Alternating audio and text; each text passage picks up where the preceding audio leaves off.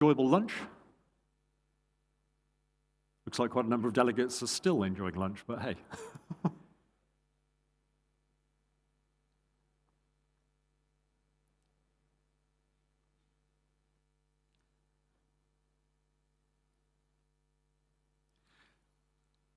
Let me open this afternoon session after I thought a very interesting first couple of panels this morning and Cyril Decour's keynote.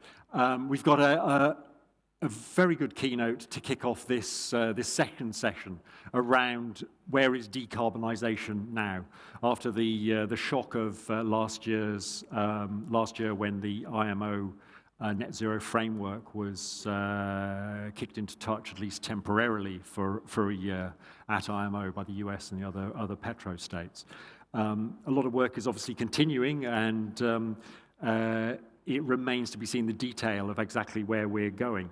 But I'm delighted that we couldn't have a smarter expert on some of the implications of these issues and how they are worked through in the real world of the shipping business than our next keynote leadership spotlight guest, and that's Paul Taylor, the Global Head of Maritime Industries at the French bank Société Générale. Paul.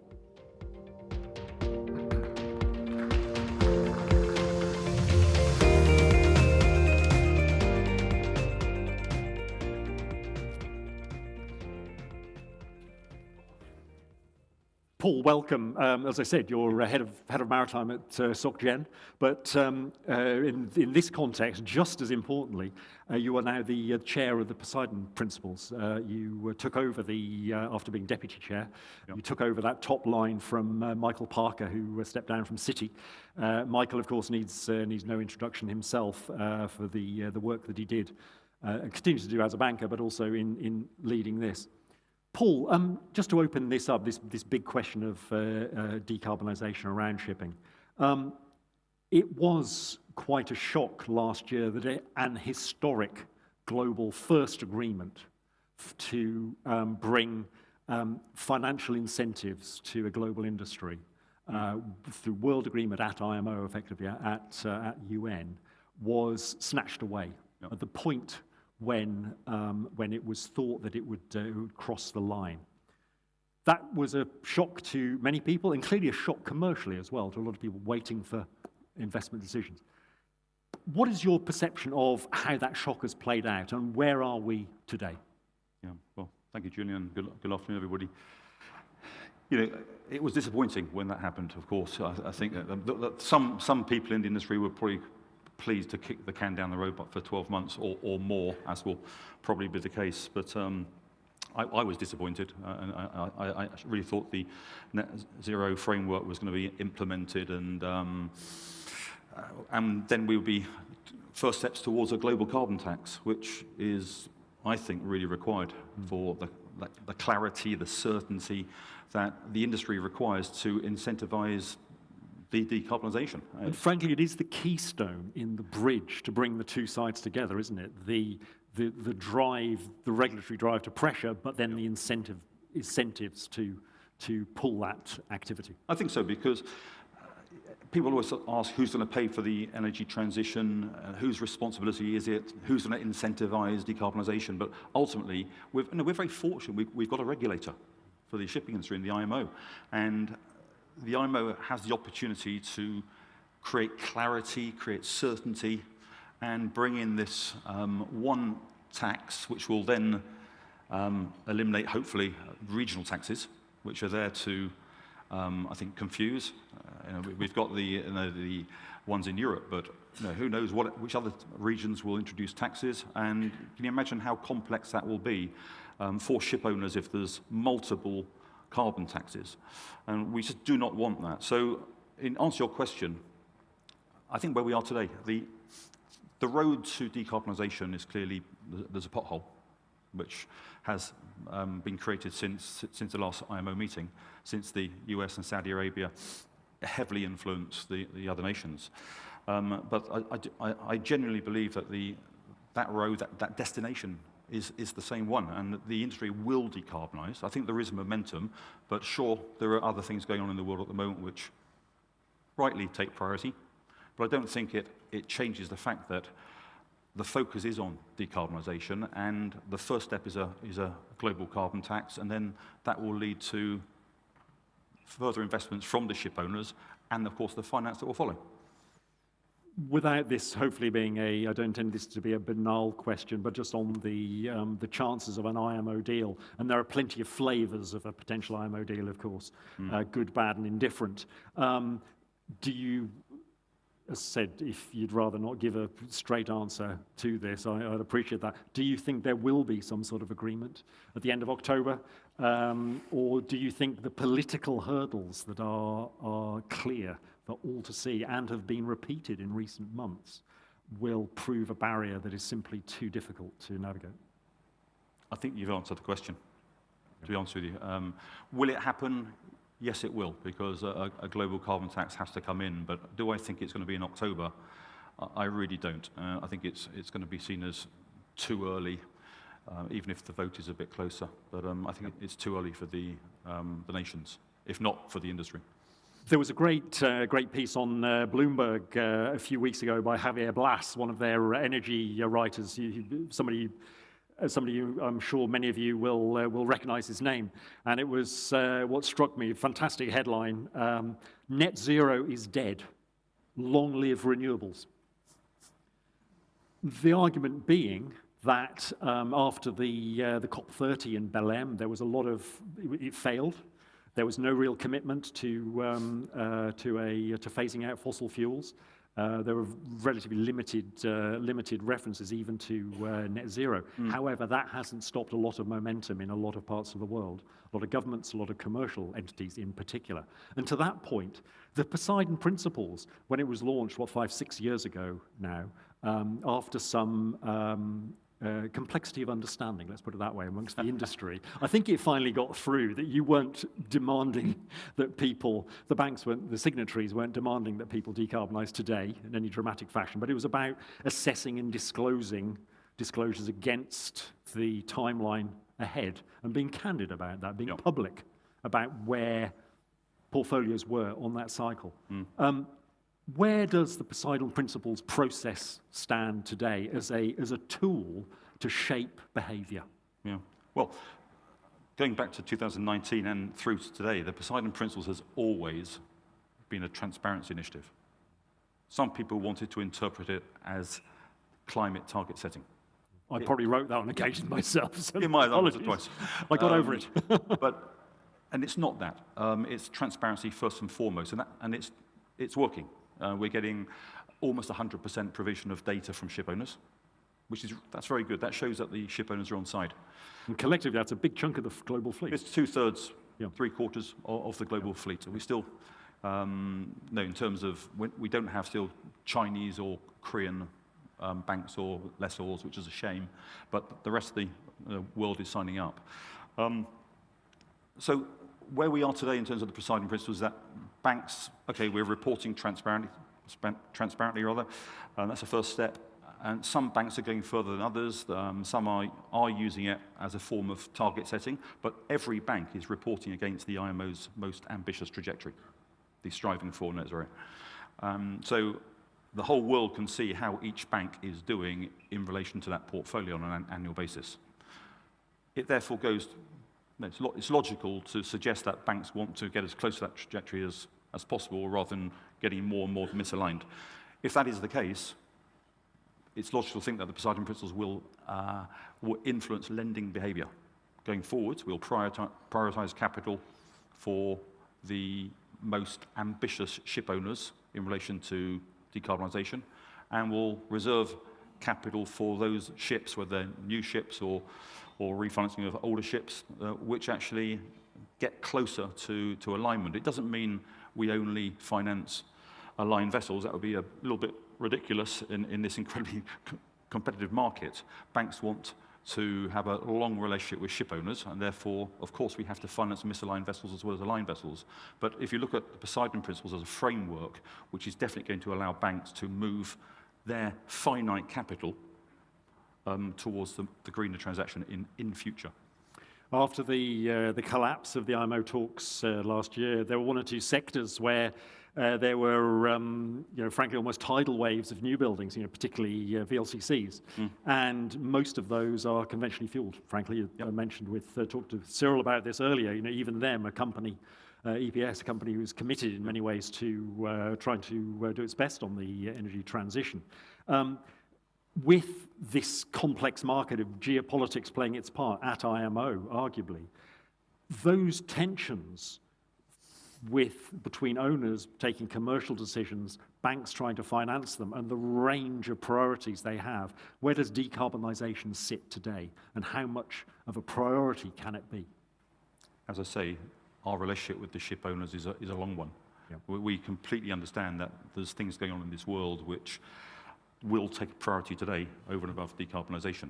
So banks, I say banks, but I'm assuming most banks take this approach, which is this long-term approach with ship owners. We accept that they're not going to go out and invest in green, in alternative fuel vessels before that's a wise, calculated decision.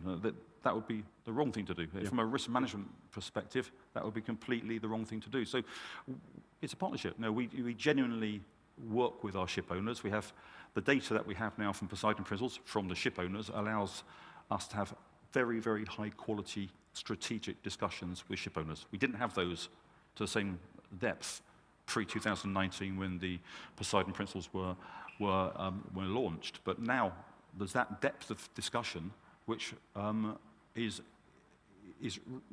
very, very quality discussion. It's a long-term relationship. We're not looking for instant investment. That would be wrong.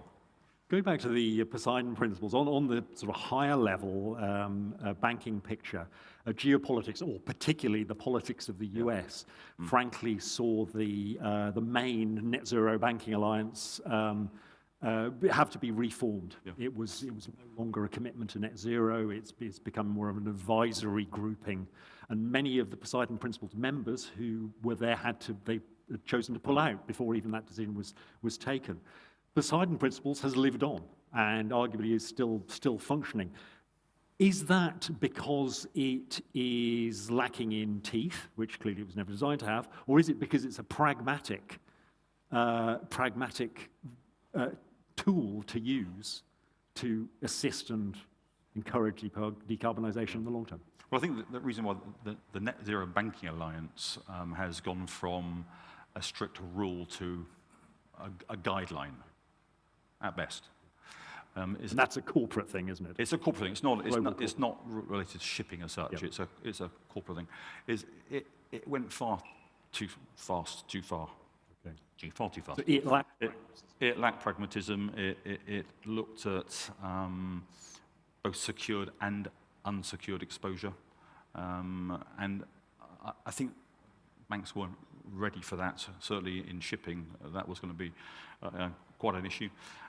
Where Poseidon Principle works, it's pragmatic, it's practical. The data which we're asking our clients to provide is provided to the IMO anyway. We're not actually giving them a huge burden. What we're asking for is given to the IMO anyway. It's very straightforward, and we can get that and work in partnership. It's very easy to come up with a view. There's an anti-decarbonisation, an anti-woke alliance leading the world. Arguably, it's quite the reverse. You have Europe and many parts of Asia and some other countries who are actually putting in place constructive policies to drive and encourage decarbonisation. Do you see that actually the way the world is fracturing, we're getting more of an East versus West, or even a US versus the rest of the world alliance building around decarbonisation? Well, I think you said it right just now. It might be more US versus the rest of the world. Europe has remained on track, I think, and the current geopolitical situation in the Middle East goes to show the importance of energy security, each country having that. So I see no change with Europe. Again, there's been potholes in the road because everybody's got to look at the immediate future and make sure that they've managed their risk. But Europe's on track, whether it's shipping or in the banking world. And of course, in this part of Asia in particular, and China, there's a strong push towards decarbonisation, probably less so in the Middle East, but they've got other things at the moment, and plus their natural resource, of course, is oil and gas. So I would say it's very much US, and and that's hopefully a short-term issue. I genuinely think that... Was it 7th of November 2029, 28, everyone is waiting for? A few people are probably scratching the days down. But decarbonisation is going to happen in shipping and in the world. It's just that at the moment, there's a US government clearly that isn't prioritising it, and that has created potholes in the road, but that it will change. That will change, and the end goal is definitely decarbonisation. Is net zero dead that you said earlier? I don't think it is. Maybe 2050 is a bit optimistic. The date might be wrong, but the goal is the same. Just going back to the Poseidon Principles as an organisation, just to wrap up, I hope the ermine robes and the huge badge of office or the chain around your neck isn't too weighty. What's your agenda to continue to enhance the Poseidon Principles work in the coming year or two? Yeah, it's been a busy start, having to replace our advisors, but that's not a very interesting topic. I think the most interesting thing is that we are starting an advisory council.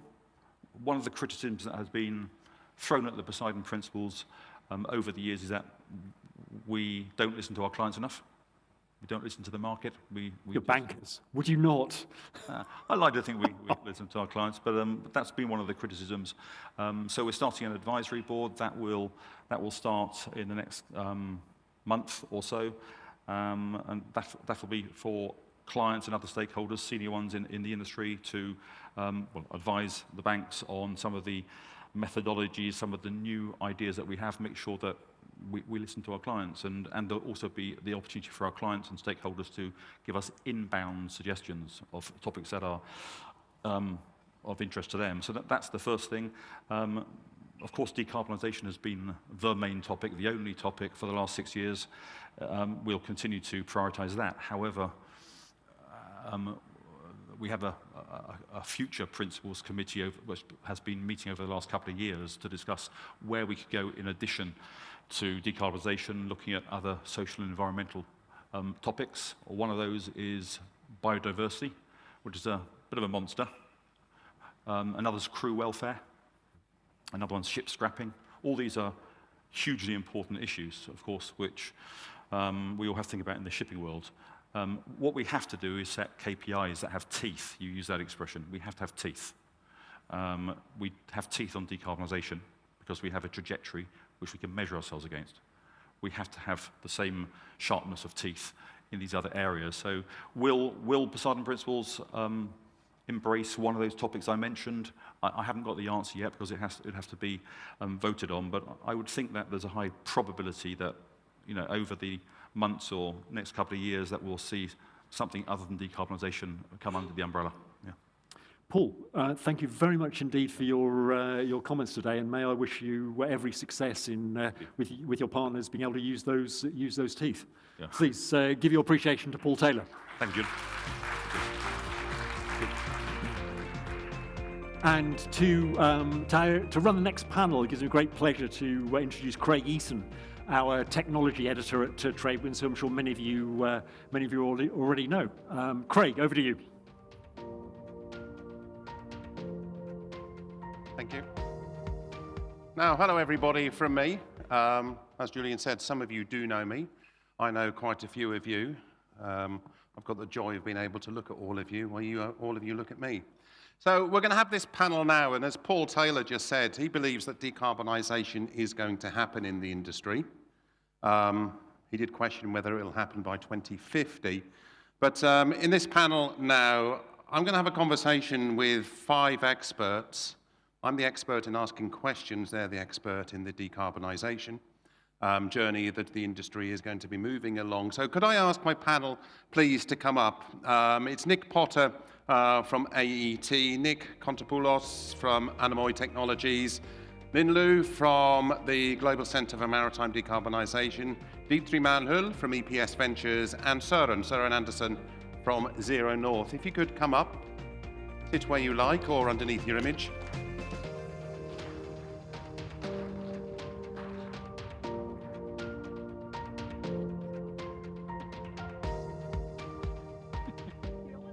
And just a reminder, I do have the house tablet here, so if you feel you want to ask them a question, I'll come and have a look at the tablet in a little bit and see if anybody has put a question into the panel. Right, musical chairs completed, thank you. So I want to have this conversation. I thought I'd start with Paul's comment there, that decarbonisation is going to happen. I think it's a fairly good bet that the reason you said yes to coming and sitting on this panel is because you also think decarbonisation is going to happen. Maybe not by 2050, but let's talk then a little bit more concretely about this journey that we see the industry going along. And I'm going to start with you, Nick, first of all, because you are the ship owner on this panel. And then I'm going to go to Dietriman because you represent the ship owner, but from a different angle here, because from EPS Ventures, I want to know where you are focusing your money.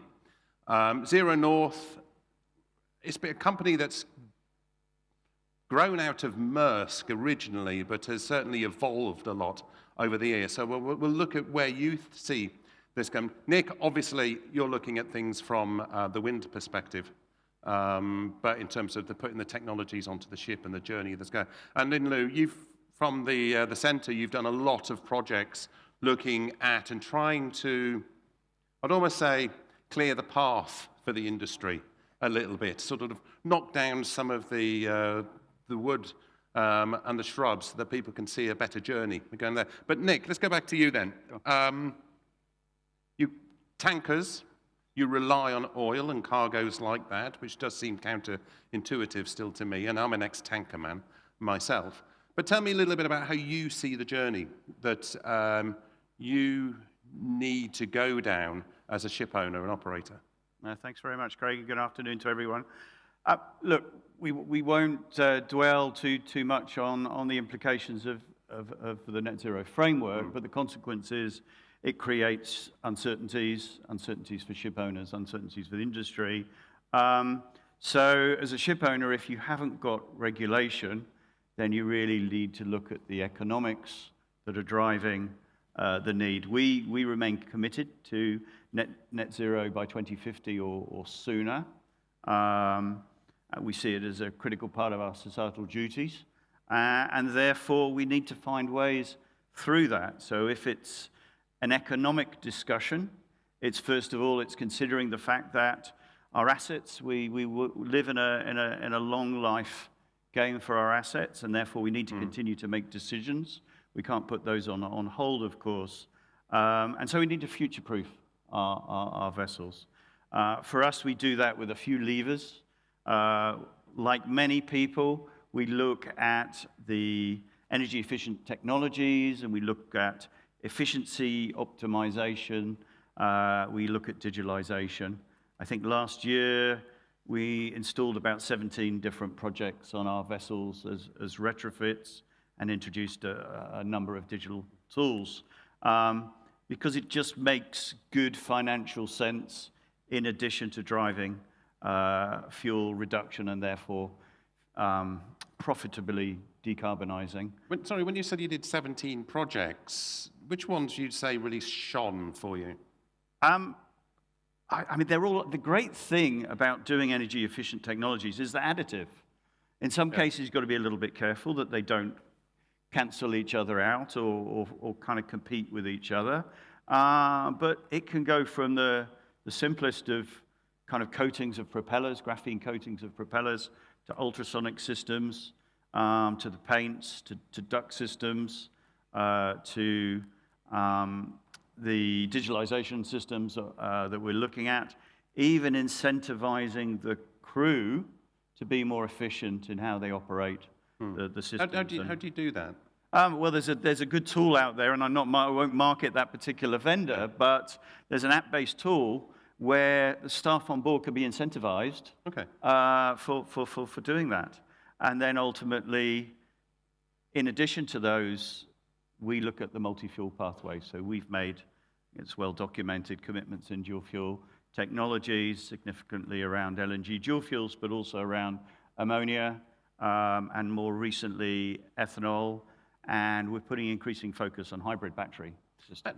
How do you solve that dilemma in your head then around the fuels? Because I get press releases coming in to me as a sort of tech journalist at TradeWinds, and there are people that are pro this fuel, against that fuel. You know, there's the pro LNG, the anti LNG. There's ammonia is toxic, don't use it anywhere, don't go near it. Methanol won't go anywhere near being decarbonized. How do you dig through all of that as an operator and just think, what is my journey going to have to be? So first of all, it's not a competition, it's not a race, and therefore we need to look at this objectively and prudently. We've made a big commitment, as you know, around the LNG dual fuel side. That's around a fuel that's commercially available at scale, and you can also see a pathway. We've already done pilots on bio LNG in Europe that's proved very successful, both economically and operationally, and then ultimately to synthetic fuels when they're synthetic LNG when they're available at scale. Look, it's a difficult one. We know it's a difficult one. We're in a hard-to-abate sector, and you know, I wish I knew the answer, but I think part of the answer is also creating modular designs where you don't have to bet on a particular horse. You can create optionality in how you might retrofit your vessels or re-engine them, change the technology when it's available, or prepare for when the future fuels are available at scale. Those sort of future-ready designs that you're able to make decisions later on, but you know you're able to make those decisions. Dieter Mann, even though we're focusing on the sort of the decarbonisation story, just as a minute ago, I went through what EPS Ventures on your website, and I listed 18 companies that you've invested in. One of them deals with mushroom-based packaging. Another one is a coating design, graphite coatings for ships. There's digital collaboration tools, and other one. Is there any particular thread? I'm just interested to hear. I spoke to another company, another ship owner last week, that has a philosophy of investing, just like EPS Ventures, it's Lomar in Europe, and they've been investing in a number of companies, and they've got sort of a two-pronged approach. I'm just wondering about your approach. How do you select which companies you're going to invest in? And secondly, bringing it to decarbonisation, what are your expectations of the results? I think, you know, we set up EPS Ventures late 2022, early 2023. And as it often happens when you set up a new investment entity, with each passing year, your strategy and your focus tend to sharpen in time. And I think that's been the same case with EPS Ventures. Where we stand today in terms of how we make investments is the first thing we do is maritime is a huge sector, right? It's $1 trillion plus sector if you think about it in GDP terms. It's bigger than a whole lot of large countries that are out there. And it's inconceivable to think that you are not going to find niches within that $1 trillion market where there's a certain group of suppliers or a certain group of companies that aren't growing faster than the mean. You always find niches like that. So EPS is now one of the world's largest owners. We work with suppliers from all around the world. And we are privy to seeing which of these niches are growing faster than the others. So we've identified certain niches. Within those niches, we've identified certain groups of companies that we like. And we try and work with the best amongst them.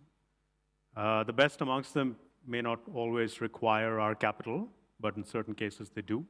And when they do, we join hands with them and we partner with them. So that's one thing that we do. And that's not necessarily restricted to young companies. The last few transactions we've done have been companies that are doing 60 million in sales, 80 million in sales, $200 million in sales. So I would say a sort of mid-market companies. So this is part one of what we do. Tying this back to the decarbonization thread, which is what we're talking about today on the panel, I think as far as decarbonization goes, our thinking has changed pre-October 24 and post-October. like with the shifts that have happened. Pre the regulations not going through, we thought, okay, there's going to be a global carbon tax in place, and that provides the necessary cover for companies that are focusing on decarbonization to achieve serious scale and therefore deliver very, very good returns. And by companies working on decarbonization, I mean companies that are working specifically on maritime decarbonization and no other sectors. But post the regulatory setback that we've had, I think we've changed our thinking a little bit, because now those companies are restricted to operating in a very small market. Only those vessels that are spending a lot of time in EU waters. And that's not a large enough market to make those companies investable. So as a result of which, we've changed our focus. We're no longer focusing on those companies and trying to invest in that bucket of companies. But instead, we are focusing more on decarbonization companies that are not just focused on the marine sector, but are creating solutions that are transformative for the marine sector, but also for a whole bunch of other sectors. So let me give you a few cases in point. There's electrofuels that you just mentioned, Nick. There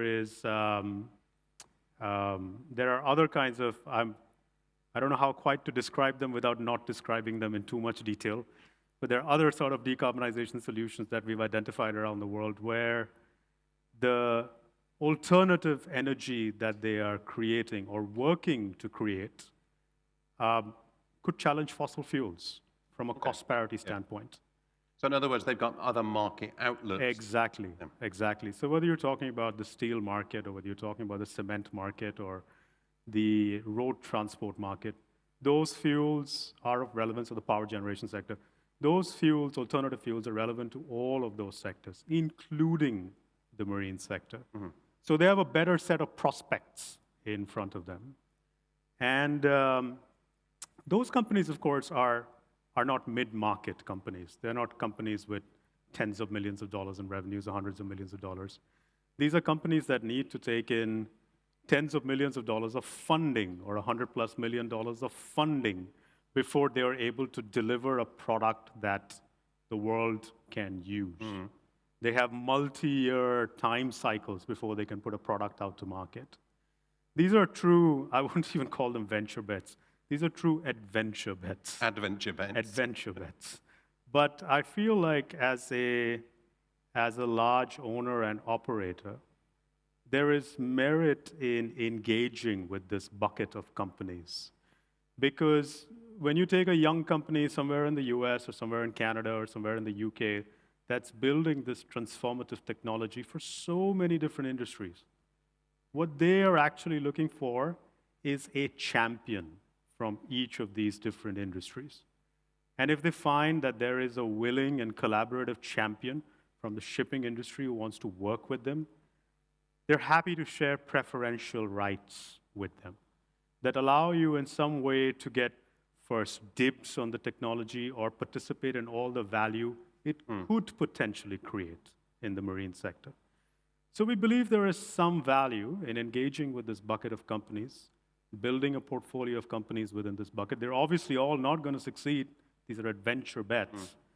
But in the off chance that one or two of them succeed, you're talking about tens of billions of dollars of value created. But what's your timeline with that kind of adventure bet? Because a lot of VCs will look at 5 years and think, I need to have a return on that. And you know, we all know that the shipping industry doesn't really, well, the cycles may work in 5 years, but in terms of getting a product to be that, apart from a digital project, that is, but I mean, a heavy engineering project, I know you're invested in a carbon capture solution, for example, that may take a lot longer. So what sort of time span would you say an adventure bet has before you pull the plug? Sure. Well, you know, let's take, we're not pursuing, let me take a couple of verticals within this bucket of companies that we are actually actively not pursuing, but could serve as useful examples for us to talk about. One is fusion, and we're not pursuing technologies in the space. It's very interesting, but we're not. And now the interesting thing about when you take startups that are backed by venture capital funds and the venture capital community, the rules of financing those companies are very different from the shipping world. The way venture capital funds provide capital is they provide it on the back of massive, significant promise that is years out. Yeah. And they're very comfortable with taking that risk. Today, if you're financing a vessel, you want to know what that vessel's worth today, what kind of cash flow it could deliver over the next 5, 6, 7, 10, 15 years, whatever is your time horizon. But a venture capitalist thinks in a very different fashion. They think in terms of tail end. They think in terms of what that asset could be worth 7 years, 8 years out. And if it could be worth a lot of money, they're happy to take an outsized risk on it today. So even though they can see that that fusion company may not have a solution to take to the market within that 5-year horizon, the bet they take is, look, if 5 years later, they are significantly closer to being able to take a product to the market, there will be somebody else who can take on the baton from me and put in more money into the company and keep it going. So you can still take those bets, even though the technology may not be commercially viable in 5 years. That being said, the companies that we are assembling into this bucket of technologies, we feel all of them have a pretty decent shot at being commercially viable within 5 years for the marine sector.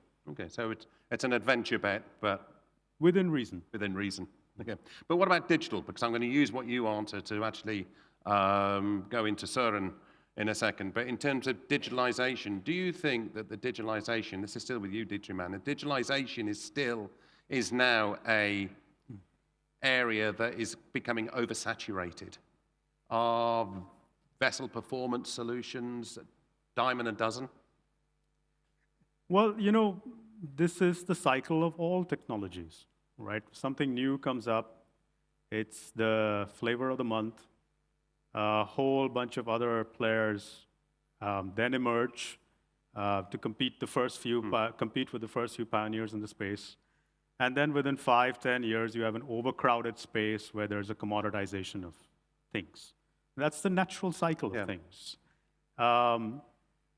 I don't think Zero North is focused just on optimization. There's a whole suite of solutions they're working on. This is one of the things I was going to talk to Søren about here, is because you started off as a sort of spin-off from Maersk 7 or 8 years ago. I can't remember when exactly, but since then, this is going to sound slightly derogatory, but you're like a positive sort of Frankenstein. You sort of bolted on different parts to your business model. What is Zero North now? It's all about efficiency. Oh, God, you would have a one-word answer, wouldn't you? But efficiency, to me, is also carbon emissions reduction. Yeah. It's the same thing. And actually, when I started, I've been in shipping for 30 years. But back in 2008, I was with Maersk, and we were looking at 600 container ships, and we were looking at a lot of fuel consumption. And we said to each other, how are we going to reduce that consumption? Right? Back then, it was not a carbon agenda. It was very much an efficiency. Economics. Yeah, economics, exactly. And I support fully what Nick said before, right? It needs to make economic sense. And that is very much the environment we're in today. So you're right that starting from this efficiency, voyage optimization starting points, now we're also about vessel optimization, right? So we also look at the ship, and we're also about bunker optimization, so that the act of bunkering is done in a way that doesn't disrupt your trading in an efficient manner, I want to call it. And obviously, by having these different legs, that gives us an amazing opportunity to do real agentic AI on top of those systems. Because if you have that kind of insight into processes, you can also automate those processes. So I feel, to the question of, yes, of course, it's a setback from a regulatory perspective. I also fully support Paul's earlier statement. Decarbonization is going to happen. And while we're waiting for this agenda to come back or move up the list of importance, then the technology is going to give us a major breakthrough. And it is AI. We're just on the cusp of a significantly different way of working. And that way of working will free up a lot of capacity from us as humans. And we can use that capacity to become better in what we do. We all know that there are areas we can address, right? Ships get to port early every day. They lie around for 3-4 days. that time could have been used in a more efficient way. We could have slowed down the vessel. Everybody says, yes, we know it's there, but we don't really have the capacity to address it because it's a multi-agent problem. It's a contractual thing. There's blah, blah, blah. But with agents, that can happen in seconds. In a sense, when you get agents to talk to each other, they can easily work out a deal that works for these agents. So that's just one example of a major change to the way we do things. Yeah, but the other aspect of that, though, is, and this is another thing, if it's such an easy answer, if it's such an obvious answer, why is your solution only on 6,000 ships? There are 50,000 ships. Why is your competitors only on 4,000 ships? Why is it sort of like there's little pockets of solutions around this digital optimization, all claiming to be the best, but I don't see anything that seems to be sort of harmonized across the whole of the industry here. Yeah. So perhaps not yet. And I think there's two reasons, Craig. I think the first point would be you shouldn't be that worried about startups coming into this space and, 2 computers and a coffee machine. That's how this industry is supposed to work. People have great ideas. It's low barriers to entry. You can start building your tool. You can find a customer. You can have a few hundred ships on your platform. I like that. That's kind of evolution, right? New ideas coming up, new models. In the end, only a few people make it past 1,000 ships, right? And Zero North is one of them. So I'm actually happy to see the level of activity. It should continue, right? And hopefully we'll see more eager startups. So the other point, why is it not on 60,000 ships, right? Yeah. There's clearly a curve, and this is a curve with our customers, so the shipping companies, right? Some shipping companies, we have them sitting here on the panel, are very forward-leaning when it comes to technology. I've been visiting customers in Singapore these past days, and one of them, people I saw yesterday, they still use Excel for a lot of processes. So email, Excel, that's clearly an opportunity to renew that. And through addressing that kind of longer tail to the curve, we will also spread these solutions to more ships. Yeah? Yeah. So it's about the readiness to take on digital tools. Yeah. But I tell you guys, we built an agentic AI that we're operating inside of Zero North now, and we're going to bring that to market this year, maybe slightly into next year. And when you see that, you're going to be amazed, because you're going to see actions that we're used to people taking in front of computer screens with their mouse and their cup of coffee. And suddenly it's actually the machine taking those actions, always monitored by a human, obviously, but a lot more automation. Yeah. An earlier panelist that I saw just earlier talked about robotics. This is robotics. It's just robotics for the office work. Okay. So it's going to be amazing. Nick, I know that this level of digitalization fits into the wind. It's not something that everybody thinks wind propulsion is just sticking a Flettner rotor or a wind system onto the deck of a ship and away it goes. It's not that simple, but there's a lot of digitalization that is now being pushed into this. It's still a nascent industry, isn't there? And I've even seen the application of AI going in. How does what Søren does with Zero North in optimization and what you do in terms of putting a wind solution on a ship correlate with each other? Well, I think we're just bringing this to the decarbonisation discussion.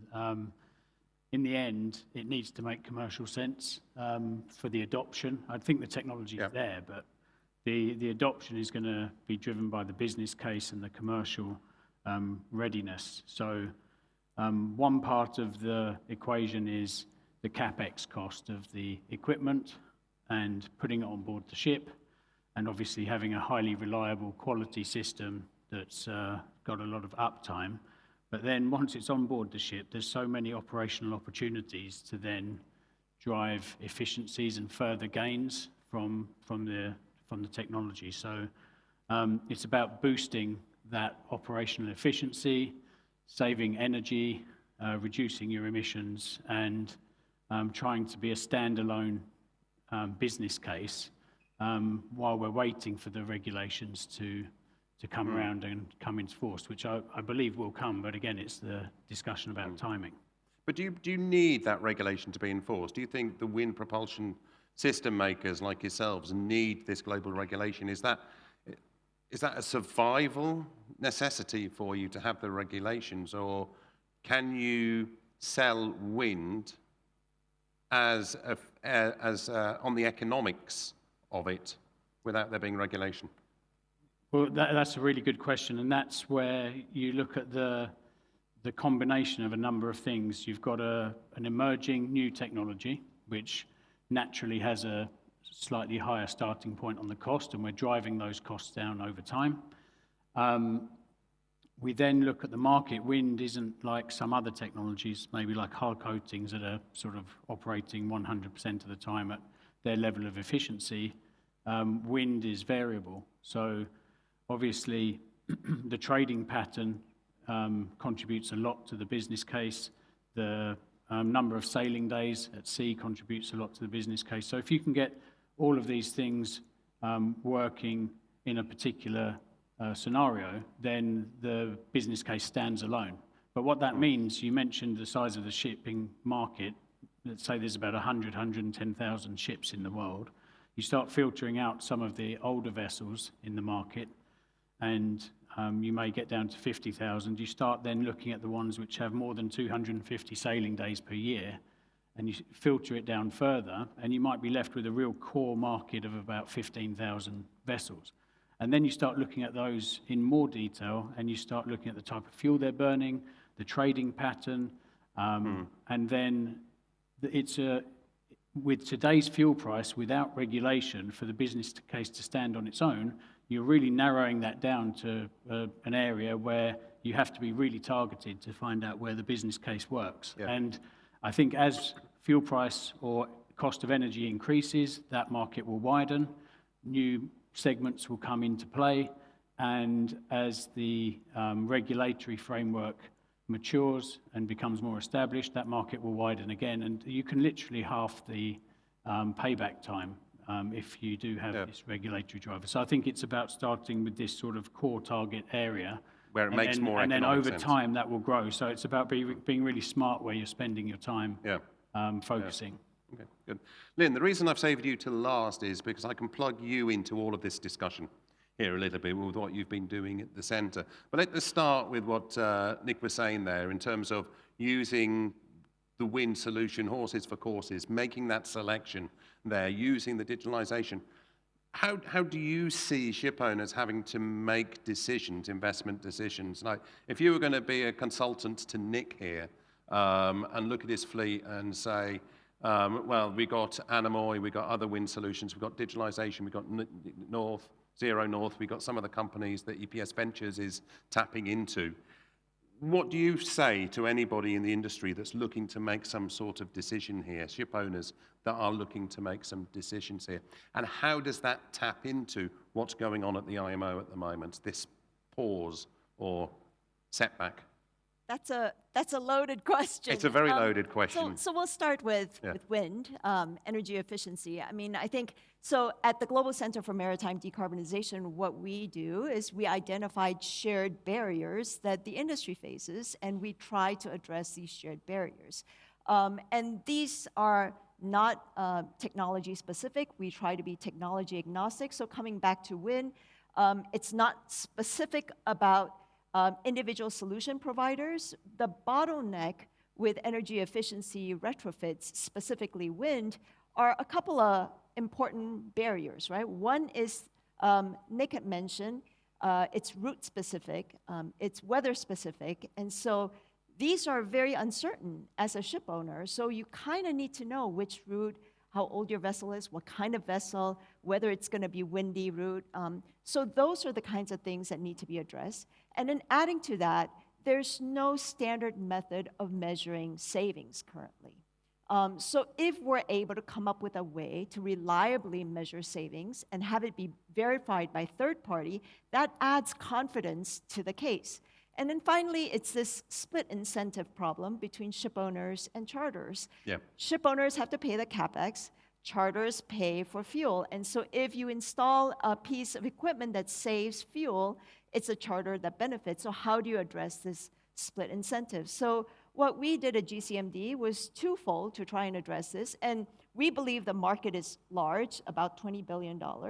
Today, just to put things into perspective, there are about 70 wind installations on the water and about 200 air lubrication technology installations on the water, right? I mean, there's huge potential for these energy efficiency retrofits to be adopted.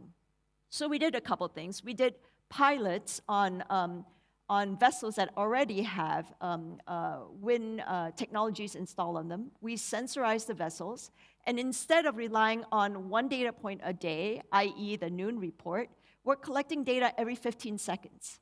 So there is wind direction, wind speed, current, speed through water. You're looking at fuel consumption, you're looking at speed, you're looking at power, et cetera, et cetera. So we can then correlate this by doing on-off tests. So when the wind's on, when the sails are on, when the sails are off, then we can quantify that savings exactly. And then when you quantify that savings and you can correlate that to wind condition and wind speeds, you can compile all this data and get a better sense of, if I had this kind of wind and this speed, I can approximately get this kind of savings. That gives the ship owner some confidence before they install whether they're going to see the kinds of fuel savings they're going to see. And so we've gone through this methodology, and we've published it on how we can quantify savings that way for wind technologies. The other thing that we've done is we put together with institutional finance, we just closed last year, $35 million. And I know for those in banks, this is not a large sum of money, but to us, it's a big deal because we've put together this fund to accelerate the adoption of energy efficiency technologies. And so the idea is as follows. This is specifically to address this split incentive, right? So instead of the ship owner putting out funds for the CapEx, we will buy the technology, and then we will lease it to the ship owner, and the payback from the ship owner then would be two pieces. There will be a fixed piece that primarily services the debt, and then there will be a floating piece that pegs to the performance savings that we're going to measure, right? And it's going to be third-party verified. And so this way we can split the risk and distribute the risk, and distribute the reward accordingly. And we think with things like this, we can accelerate the adoption of these different kinds of technologies that nominally make economic sense. But how's that going? Have you got ship owners that are buying into that yet? Or has what happened in October just made ship owners go, actually, Lynn, I'm just going to wait another year? Well, I mean, I think what happened in October creates a lot of noise. There's a lot of mindshare, but I'll remind everybody that, yes, we were after a global regulation. We didn't get a global regulation. But let's not forget there are regional regulations. And to use what Julian said, they have teeth. The EU ETS impacts 30% of global trade volumes. And we see UK ETS coming in. China already has a carbon market. Their carbon market is covers the largest carbon emissions in volume.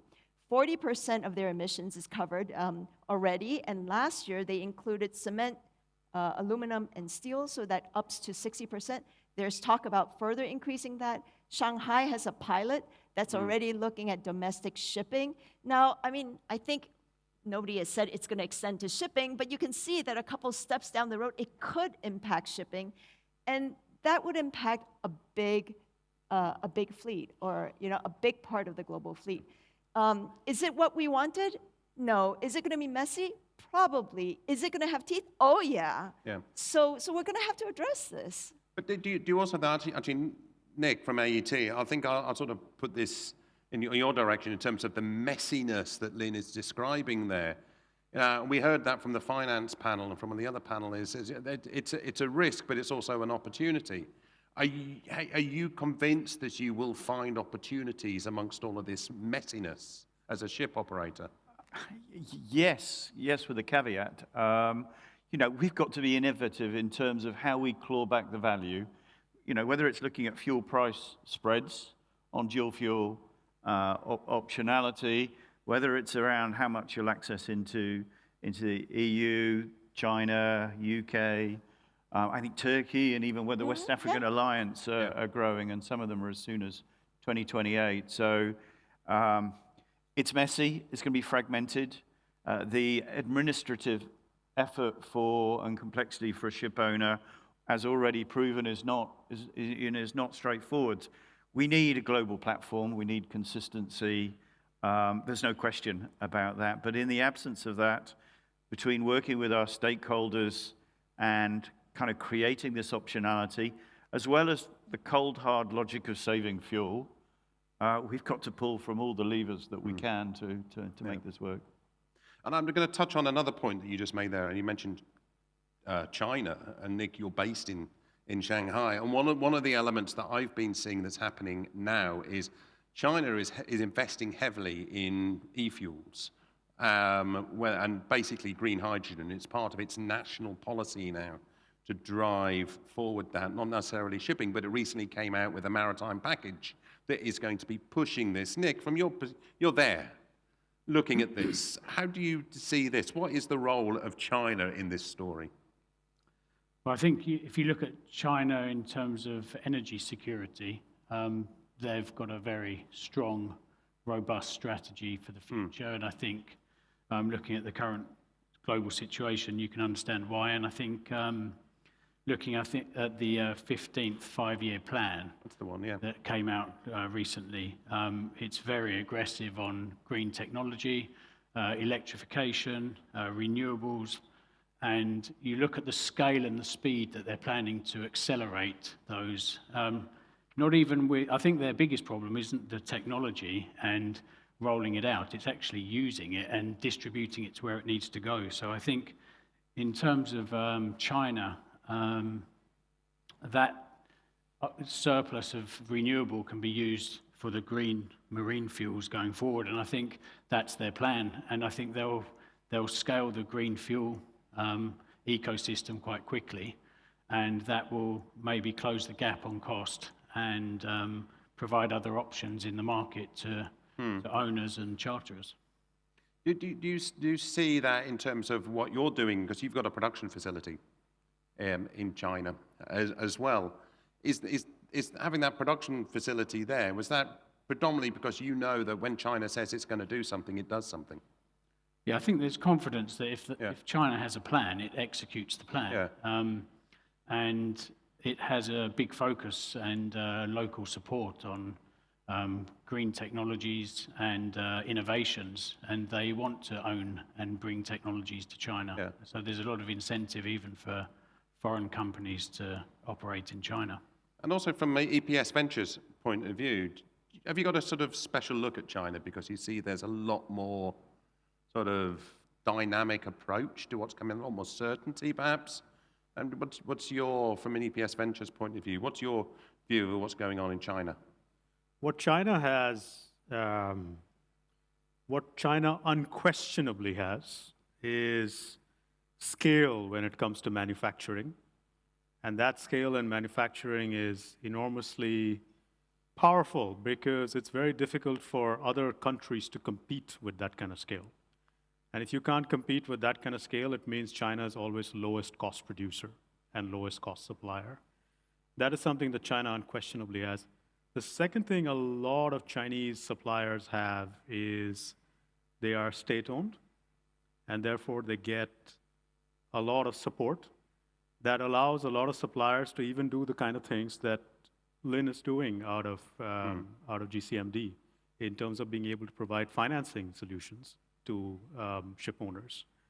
So these are massive strengths. And when it comes to putting energy efficiency technologies out there or retrofit solutions out there, we definitely feel China will continue to take the lead. When it comes to green fuels, yep, sure. I mean, on account of being one of the lowest cost hydrogen producers in the world, they have an edge when it comes to production of green ammonia. Will a certain percentage of that ammonia be off-taken in China? Presumably, through some kind of mixing in their pipeline network. But whether there will be international uptake of that ammonia at scale, I think there's still a question mark around that. Right? So how much can that industry scale? I think the jury's still out. Well, and certificates, right? Green certification will be very important. Do you think that's going to be an issue? Not just in China, but globally in terms of e-fuels, particularly fuels like, you mentioned ethanol, you're looking at ethanol. Now, ethanol could come from a fuel that has been developed in a former forest area, for example. So that confidence about the certification of where the fuel comes from must be there. Is that something you've looked at yet, Nick, from AET's perspective, how you would It's something verify? we will be absolutely looking at, and it's a big part of our long-term sustainability commitments to be able to see that full, well, it's not quite well to wake, but it's that context, yeah. Does anybody have any questions? I have been looking at the Q&A, and you're all really bad at using it. You're terrible. So if you've got a question and you can't use the Q&A thing, you can wave your finger at me, and I'll get Pranjal to come and shove a microphone under your nose. Anybody got a question or a thought? Oh, this is good. We're stunning them with our intelligence. This is amazing. We've got a couple of minutes left, so just to sort of wrap this up a little bit in terms of what we're going to... And I said to Lynn that what I wanted to talk to a little bit about is what's going on at the IMO. But now, at the moment, we've got the intersessional. And in the intersessional, they're looking at guidelines. This is sort of the background work that has to be done, assuming that there is a deal that is coming out. Lynn, from your perspective there, because these guidelines will include elements around wind, for example, the life cycle figures for the different fuels, some more details about carbon capture and that. What comes out, this isn't MEPC, this is the intersessional, and we've got to be clear about the differences here.